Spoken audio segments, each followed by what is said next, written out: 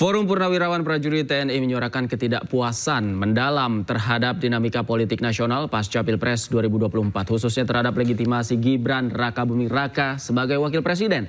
Isu ini pun segera memancing beragam respon dari berbagai tokoh nasional. Desakan pemakzulan Gibran, apakah ada unsur politis ataukah realistis? Untuk membahasnya, kami sudah terhubung bersama dengan Wakil Ketua Umum Prabowo Mania, ada Andi Azwan, dan Sekjen PNI Marhainisme Ibnu Prakoso. Selamat malam Bang Andi, Mas Ibnu. Selamat malam, Bang Davi. Sehat selalu. Baik, saya ke Mas Ibnu terlebih dahulu deh. Mas Ibnu, tanggapan Anda dengan usulan pemakzulan seorang wakil presiden yang tadi dikatakan tidaklah mudah, panjang prosesnya dan lain sebagainya. Seperti apa Anda melihatnya? Terima kasih Mas Davi. Pertama, saya ingin mengucapkan terima kasih kepada para purnawirawan, karena itu sudah lama itu bentuk keprihatinan saya selaku Sekjen PNI Marhainisme dalam kehidupan berbangsa dan bernegara. Tentunya ini kan ada latar belakangnya. Kita tahu bahwa catatan saya, Presiden Jokowi itu telah melanggar, ya. Yang saya tulis itu melanggar 3 hal. Yang pertama adalah sumpah presiden, itu jelas, beliau langgar. Kemudian TAP MPR nomor 11 tahun 1998 tentang penyelenggaraan negara yang bersih dan bebas korupsi, bersih dan nepotisme. Dan satu lagi adalah TAP MPR nomor 8 tahun 2001, itu rekomendasi arah kebijakan pemberantasan dan penyelenggaraan negara yang bebas korupsi. Dan saya sangat setuju Gibran ini untuk dilengsarkan. Karena apa? Karena bagi saya, dan ini juga sudah saya tulis sebelum Tempo menulis tentang Gibran itu anak haram konstitusi. Saya sudah menulis bahwa Gibran itu adalah anak haram republik, Mas. Dan sekarang terlihat jelas. Jadi saya sangat mendukung langkah-langkah para purnawirawan, dan dari TNI kami akan dukung. Kami mempunyai organ yang ada di bawah siap mendukung dan untuk melaksanakan itu. Anda setuju ya dengan lagi, Mas? Dengan tuntutan 8 poin yang disampaikan oleh purnawirawan, seluruhnya Anda setuju? Yang saya setuju adalah yang poin ke-8, yaitu untuk Gibran itu lengser. Baik. Saya ke Bang Andi. Bang Andi, tanggapan Anda seperti apa? Terima kasih Mas Davi. Kalau tadi itu saya malah bertanya-tanya apakah Pak Ibnu ini paham tentang konstitusi atau tidak gitu. Saya katakan ini gagal paham konstitusi. Beliau mengatakan mengenai TAP MPR dan sebagainya itu. Itu kan harus diuji secara hukum. Kita tidak bisa berasumsi seperti itu. Perlu kita ketahui bahwasanya Pak Prabowo dan Mas Gibran itu adalah duit tunggal. Satu paket ya yang tidak terpisahkan ya. Dan ini di mana kesalahannya Mas Gibran? Tidak ada kesalahannya itu. Secara apa? Pasal 7A Undang-Undang Dasar 1945 itu jelas mengatakan seorang presiden atau wakil presiden bisa dimakzulkan atau diimpeach kalau melanggar beberapa hal. Ya, perbuatan tercela misalnya. Kemudian pengkhianatan negara, korupsi, ya, atau tidak secara secara tetap tidak bisa melaksanakan tugas-tugasnya karena sakit dan sebagainya. Itulah patokannya gitu. Jadi menurut Anda tidak ada yang dilanggar oleh Gibran, Bang Andi? Kenapa? Tidak ada yang dilanggar oleh Gibran? Tidak ada. Di mana posisi dia untuk melanggar itu? Makanya ini banyak orang yang sangat genit-genit ini, ya, ingin cepat-cepat terjadinya yang namanya pemilihan umum tahun 2029 ini. Nggak bisa seperti itu. Apalagi dikatakan oleh Pak Prabowo, Gibran itu saya yang pilih. Tidak ada lagi perkataan yang lain-lain. Saya yang pilih Gibran, tutup itu case. Tidak ada. Dan saya ke Mas Ibnu. Mas Ibnu, Anda setuju? Tidak ada pelanggaran yang dilakukan oleh Gibran katanya? Ada jelas. Keputusan MPR nomor 90 itu kan jelas. Itu adalah hasil perselingkuhan antara presiden dan ketua MK. Dan kita jelas akhirnya kan ketua MK kan dilengserkan. Dari situ kita bisa melihat kok. Itu yang pertama. Kemudian yang kedua, Mas Andi perlu ketahui, saya alumni Lemhanas, PPRA tahun 2018. Saya kursus di Lemhanas selama 7 bulan. Dan saya adalah magister ilmu politik. Saya tahu persis itu. Bagaimana Jokowi dan kroni-kroninya, dan juga keluarga Jokowi, ini kalau dibiarkan, ini akan merusak. Ini akan merusak, dan ini sangat berbahaya. Saya tidak ada masalah dengan Pak Prabowo. Silahkan Pak Prabowo. Ya, tetapi untuk saudara Gibran ini memang harus dilengsarkan. Saya merasa tidak pantas wakil presiden Indonesia yang bagaimana tingkat kapasitas dan kapabilitasnya seperti itu. Oke. Jujur, malu saya. Mas Ibnu, pertanyaannya kemudian kan, pertanyaannya kemudian kan tantangannya adalah membuktikan tuduhan tersebut. Bagaimana Anda membuktikan bahwa Gibran ini melanggar konstitusi, kemudian juga harus dilengsarkan? Pertama kita harus masuk kembali ke keputusan MK nomor 90 ya, dan jelas itu ini adalah cacat moral dan secara etika politik itu tidak dipenuhi. Etika politik. Kita hidup berbangsa dan bernegara, etika politik moralitas di atas kita.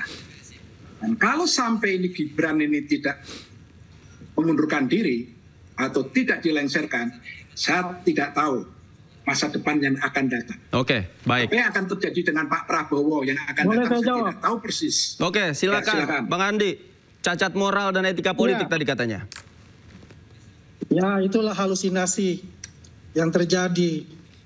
Banyak pembenci-pembenci Jokowi ya ingin melihat bahwa keluarga Jokowi ini tidak ada di pemerintahan. Padahal ini adalah kita tidak usah setback masalah keputusan MK. Itu sudah selesai itu case. Dan kita sudah mempunyai presiden dan wakil presiden di Republik ini. Jangan balik ke belakang, itu pun sudah no problem. Di PT UN pun juga nggak ada masalah. Sudah menang untuk masalah itu. Jangan bicara seperti itu. Kalau bicara menuduh seperti itu ada proses hukum. Ya, ada proses hukum untuk itu. Silakan saja berasumsi dan macam-macam mengatakan itu. Tapi ini adalah presiden dan wakil presiden yang sah. Sebetulnya ya kalau menurut saya mereka ini semua ini terkaget-kaget kok ada anak muda bisa menjadi wakil presiden. Apakah tidak boleh seorang anak muda bisa menjadi pemimpin negeri ini? Di luar negeri PM Trudeau itu anak muda juga. Tapi apa yang terjadi dia pimpin sebagai presiden? Dia mampu membawa negaranya sebagai negara yang kuat. Ya. Dan ini adalah representatif dari kaum muda. Jangan salah. Sebentar lagi kita ada bonus demografi dan mungkin ini salah satu yang ditakutkan ya oleh generasi yang lain, generasi yang lebih tua untuk itu. Percayalah, Pak Presiden Soekarno pernah mengatakan, beri saya 10 anak muda maka saya akan goncangkan ini dunia. Kan begitu. Baik, Mas Ibnu. Untuk itu. Oke, saya ke Mas Ibnu. Mas Ibnu, jangan-jangan nih ada yang tidak senang anak muda menjadi wakil presiden. Anda termasuk dalamnya, Mas Ibnu? Saya sangat senang anak muda untuk menjadi presiden. Tapi bagaimana cara mencapainya dan itu harus dikritisi. Pak Andi yang saya hormati. Dari tahun 2014 saya adalah pendukung Jokowi. Saya dari Solo, Pak. Tetapi pada saat Jokowi setuju Gibran untuk menjadi wali kota, di situ radar kebangsaan saya bicara, Pak. Ini tidak boleh dan ini adalah KKN. Nepotisme. Itu, Pak. Jadi bukan masalah anak. Kalau Gibran itu bukan anaknya Jokowi, masalah. Atau enggak, begini Pak Andi, sebentar, Mas Davi. Sekarang Gibran mau mencalonkan jadi presiden, oh saya dukung Pak. Karena bapaknya sudah tidak menjadi presiden, Pak. Saya dukung, Pak.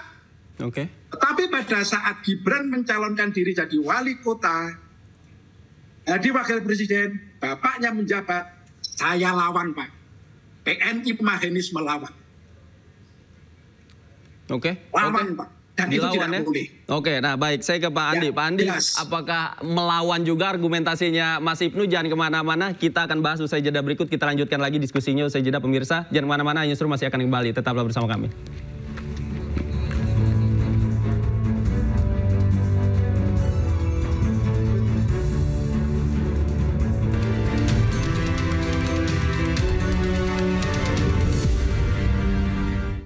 Kembali di Newsroom, pemirsa, saya masih bersama dengan Bang Andi dan Mas Ibnu. Saya ke Bang Andi. Bang Andi, tanggapan Anda atas apa yang disampaikan Mas Ibnu tadi seperti apa?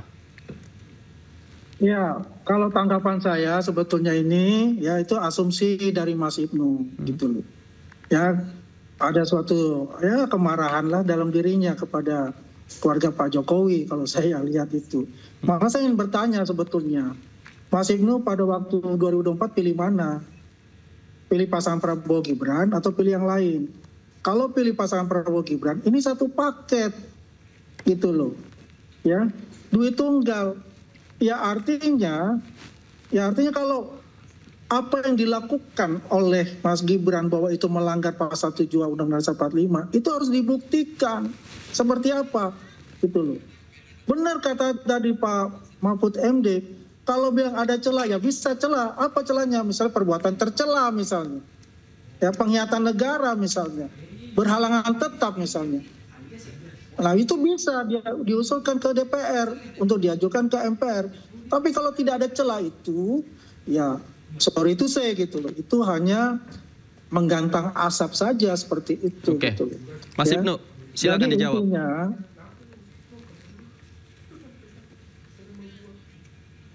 Mas Ibnu? Ya. Boleh, silakan dijawab. Artinya ini kan sebuah wacana yang bagus ya. Karena kan kita di dalam kehidupan berbangsa itu tidak hanya 5 tahun, 10 tahun saja. Ya. Kita ini kan kalau bisa kan 100 tahun, 200 tahun. Akan lebih. Bahkan Bung Karno sendiri mengatakan berabad-abad. Jadi saya sangat setuju dan sependapat dengan para purnawirawan bahwa kalau masalah ini tidak dibereskan, ini akan memberikan contoh yang tidak baik di dalam kehidupan berbangsa, negara, dan berkonstitusi. Bukan itu, karena Anda marah dengan keluarga Pak Jokowi seperti kata Bang Andi tadi? Oh enggak, saya sebagai tetangga, saya sangat bangga kepada Bapak Jokowi sekeluarga. Tetapi pada saat beliau menaikkan anak-anaknya untuk menjadi wali kota, dan gubernur, bahkan ketua partai hanya umur 2 hari, di situ. Ini contoh yang tidak baik.